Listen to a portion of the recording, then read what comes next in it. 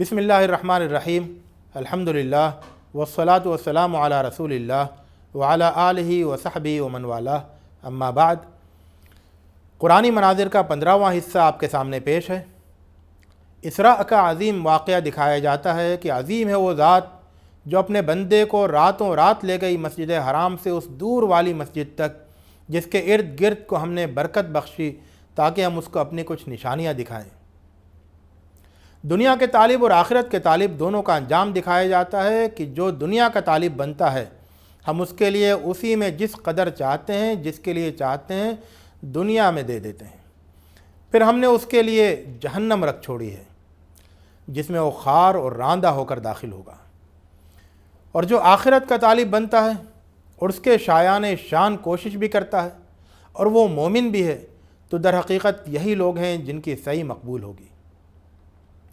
एक मोमिन का अल्लाह के साथ कैसा ताल्लुक़ होता है और उसके बंदों के साथ कैसा रिश्ता और मामला होता है, उसकी एक खूबसूरत तस्वीर इन नसीहतों के आईने में देखी जा सकती है कि अल्लाह के सिवा किसी की इबादत मत करो, वालदैन के साथ हुस्न सलूक करो, ना उनको उफ़ कहो और ना झड़को, उनसे शरीफाना बात कहो और रहमत के जज्बे से खाकसाराना बाजू उनके लिए झुकाए रखो, उनके लिए रहमत की दुआ करो, क़राबतदार को उसका हक़ दो और मिस्कीन और मुसाफिर को भी, और फजूल ख़र्ची ना करो।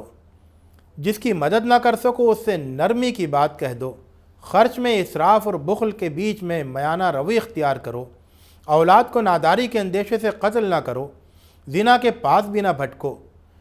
मोहतरम जान को नाहक कत्ल मत करो।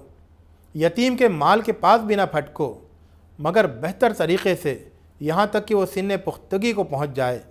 अहद को पूरा करो, नापो तो नाप पूरी रखो और सही तराजू से वज़न करो। और जिस चीज़ का इल्म ना हो उसके दर पे ना हो और ज़मीन में अकड़ कर ना चलो। अल्लाह के साथ किसी और को माबूद शरीक ना करो। कुरान का इनकार और उसकी तकज़ीब करने वालों का हाल दिखाया जाता है कि जब तुम कुरान सुनाते हो तो हम तुम्हारे और उन लोगों के दरमियान जो आखिरत पर ईमान नहीं रखते एक मख्फी पर्दा हाइल कर देते हैं और उनके दिलों पर हिजाब और उनके कानों में सिक़ल पैदा कर दिया करते हैं कि ना उसको समझें ना सुने। और जब तुम कुरान में अपने रब का तने तनहा ज़िक्र करते हो तो वो बेजार होकर पीठ फेर लेते हैं। और हम खूब जानते हैं कि जब ये लोग तुम्हारी तरफ कान लगाते हैं तो किस गरज से लगाते हैं, और जब ये आपस में सरगोशियाँ करते हैं, जबकि ये जालिम कहते हैं कि तुम लोग तो बस एक सहरज़दा शख्स के पीछे चल पड़े हो। ए नबी, उनको देखो ये तुम पर कैसे कैसे फ़क़रे चुस्त कर रहे हैं। ये लोग भटके गए हैं, ये लोग भटक गए हैं और रास्ता नहीं पा रहे हैं। इब्लीस की इंसान दुश्मनी को दिखाया जाता है कि फ़रिश्तों को हुक्म दिया कि आदम को सजदा करें, उन्होंने सजदा किया, इब्लीस ने नहीं किया। और यूँ कहा, क्या मैं उसे सजदा करूं जिसको तूने मिट्टी से पैदा किया? फिर ये भी कहा कि तूने जिसको मुझ पर इज़्ज़त बख्शी है, अगर तूने मुझे रोज़े क़यामत तक मोहलत दे दी तो मैं एक क़दर कलील के सिवा उसकी सारी ज़ुर्रियत को चट कर जाऊँगा। अल्लाह फरमाता है, जा और याद रख कि जो इनमें से तेरे पैरों बन जाएंगे तो जहन्नम उनका भी और तेरा भी, तुम सब का पूरा पूरा बदला होगा। आखिरत का एक मंज़र देखें कि उस दिन हम हर ग्रोह को उसके रहनुमा समीत बुलाएंगे। सो जिनका अमाल नामा दाहिने हाथ में मिलेगा वो तो अपने अमाल नामे को पढ़ेंगे और ज़रा भी उनके साथ नाइंसाफ़ी नहीं की जाएगी। और जो इस दुनिया में अंधा बना रहेगा वो आखिरत में भी अंधा और गुमराह होगा। कुरान पर ईमान रखने वालों का मंज़र देखें कि वो लोग जिनको इसके पहले से इल्म मिला हुआ है, जब ये कुरान उनको सुनाया जाता है तो वो ठोड़ियों के बल सजदे में गिर पड़ते हैं और कहते हैं, पाक है हमारा परवरदिगार, बेशक हमारा परवरदिगार का वादा पूरा ही होने वाला था। और वो ठोड़ियों के बल रोते हुए गिरते हैं और इससे उनका खुशू बढ़ता है। सूरह कहफ में हम सबसे पहले असहाबे कहफ का मुशाहदा करते हैं कि कुछ नौजवान थे जिन्होंने गार में पनाह ली और अपने रब से रहमत और रहनुमाई की दुआ की। अल्लाह ने गार में उनके कानों को गिन कर बरसहा बरस के लिए सुन कर दिया। फिर उनको बेदार किया कि देखे कौन मुद्दत क़याम का सही अंदाज़ा करने वाला है। ये वो नौजवान थे जो अपने रब पर ईमान लाए, अल्लाह की वहदानियत का ऐलान किया, اللہ نے ان کی ہدایت میں اضافہ کیا اور ان کے دلوں کو مضبوط کیا اور ہدایت کی کہ غار کی پناہ لیں۔ جب سورج طلوع ہوتا تو ان کے غار کے دائیں جانب کو کترا جاتا، اور جب ڈوبتا تو انہیں بائیں جانب کو چھوتا ہوا چلا جاتا، اور اس کے صحن میں تھے، دیکھنے والا انہیں جاگتا گمان کرتا جبکہ وہ سو رہے تھے۔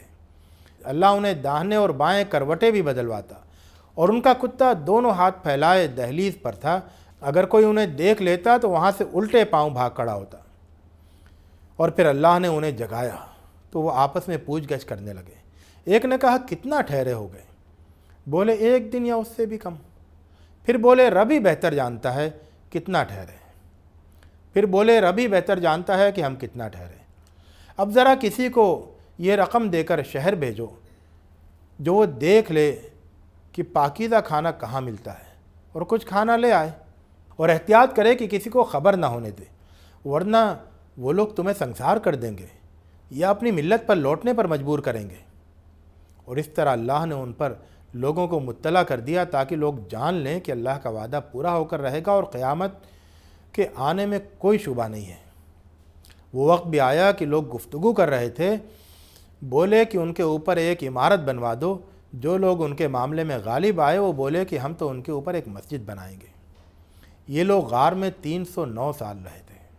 ایک شخص کی ناشکری کا حال اور پھر اس کا انجام دکھایا جاتا ہے کہ 2 شخصوں کی مثال سناؤ۔ ان میں سے ایک کے لیے ہم نے انگوروں کے 2 باغ بنائے، ان کو کھجوروں کی قطار سے گھیرا اور ان کے درمیان کھیتی کے قطعات بھی رکھے اور ان کے بیچ نہر بھی دوڑا دی۔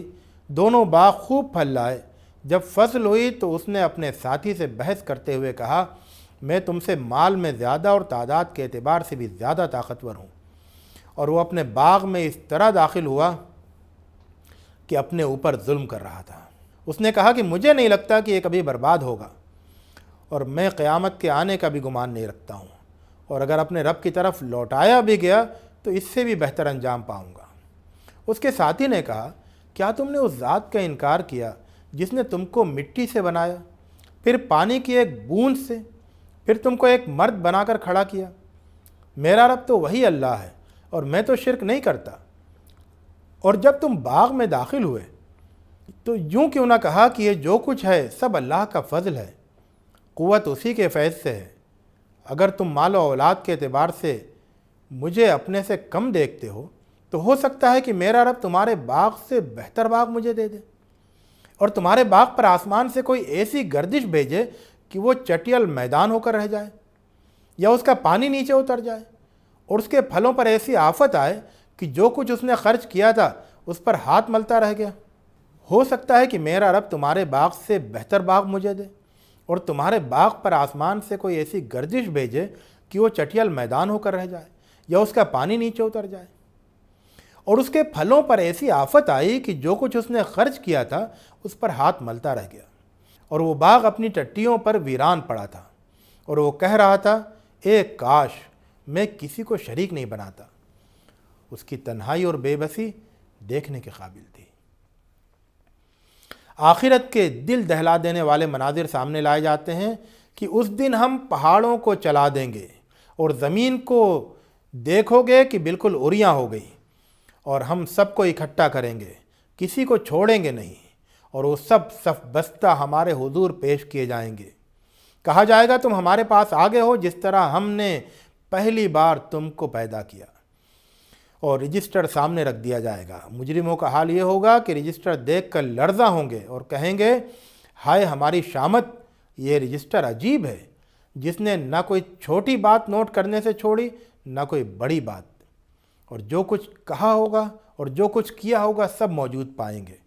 اور اس دن وہ فرمائے گا کہ بلاؤ میرے شریکوں کو جن کو تم نے میرا شریک قرار دیا تھا، لیکن وہ ان کو کوئی جواب نہیں دیں گے، اور ہم ان کے درمیان ایک مہلکہ حائل کر دیں گے، اور مجرم دوزخ کو دیکھیں گے اور سمجھ لیں گے کہ وہ اسی میں گرنے والے ہیں، اور وہ اس سے بچنے کا کوئی راستہ نہیں پائیں گے۔ اللہ ہمیں دوزخ کی طرف لے جانے والے ہر راستے سے دور رکھے۔ وآخر دعوانا ان الحمد للہ رب العالمین۔